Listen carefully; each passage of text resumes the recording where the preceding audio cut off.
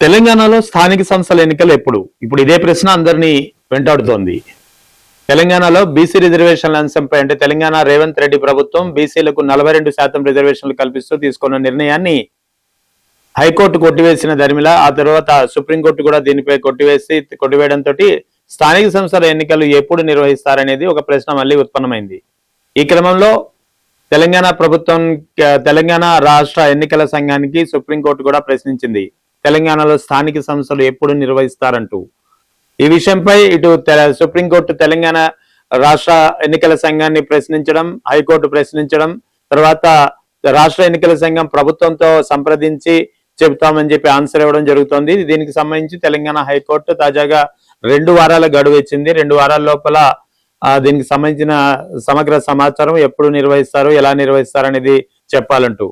అయితే తెలంగాణ ప్రభుత్వం గతంలో ఏం చెప్పింది, 42% రిజర్వేషన్లు ఏదైతే పెంచామో అవి వాటితోటే ఎన్నికలకు వెళ్తాము, స్థానిక ఎన్నికలకు అని చెప్పి స్పష్టం చేసి సుప్రీంకోర్టుని ఆశ్రయించింది. అయితే సుప్రీంకోర్టులో పిటిషన్ కొట్టివేసి పాత రిజర్వేషన్లతో ఎన్నికలకు వెళ్ళొచ్చు అని చెప్పి సూచించడంతో తిరిగి మొత్తం వ్యవహారం మళ్ళీ తిరిగి మొదటికి వచ్చింది. సో ఈ క్రమంలో తెలంగాణ ప్రభుత్వం ఏ నిర్ణయం తీసుకుంటుంది అనేది ఒక సందేహంగా మారింది. ఇవాళ ఇప్పటికే బీసీ రిజర్వేషన్ల అంశంపై బీసీ సంఘాలు తెలంగాణ బంద్ కు కూడా పిలిపించాయి. బంద్ కూడా విజయవంతంగా నడుస్తోంది. మరి ఈ క్రమంలో తెలంగాణ స్థానిక సంస్థలు ఎప్పుడు జరుగుతాయి? హైకోర్టు ఇచ్చినటువంటి 2 వారాల గడువులో దీనిపై స్పష్టత వస్తుందా లేదా అనేది తెలియాల్సి ఉంది. మరోవైపు ఇదంతా ఒకవైపు అయితే, మరోవైపు తెలంగాణ ప్రభుత్వం నుంచి మనకి అంతర్గతంగా వస్తున్న సమాచారం మేరకు డిసెంబర్ లో స్థానిక సంస్థలకు వెళ్లే అవకాశం ఉందని చెప్పి స్పష్టంగా తెలుస్తోంది.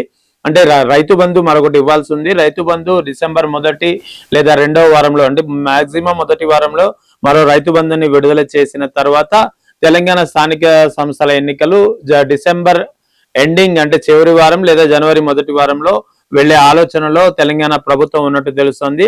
బహుశా ఈ 2 వారాల గడువు ఏదైతే హైకోర్టుకి తెలంగాణ రాష్ట్ర ప్రభుత్వం ఇచ్చిందో, ఈ 2 వారాల గడువు తర్వాత హైకోర్టుకి ఇచ్చే ఆన్సర్ లో దీనికి సంబంధించిన సమగ్ర సమాచారం పొందుపరిచే అవకాశాలు కనిపిస్తున్నాయి. మొత్తానికి ఓవరాల్ గా ఇటు హైకోర్టు ఇటు సుప్రీంకోర్టు బీసీ రిజర్వేషన్లపై స్పష్టత ఇచ్చిన తర్వాత తెలంగాణ స్థానిక సంస్థలు ఎన్నికలు ఎప్పుడు నిర్వహిస్తారంటూ హైకోర్టు ప్రశ్నించడంతో తెలంగాణ ప్రభుత్వం దీనిపై తుది నిర్ణయం తీసుకోక తప్పని పరిస్థితి ఏర్పడింది.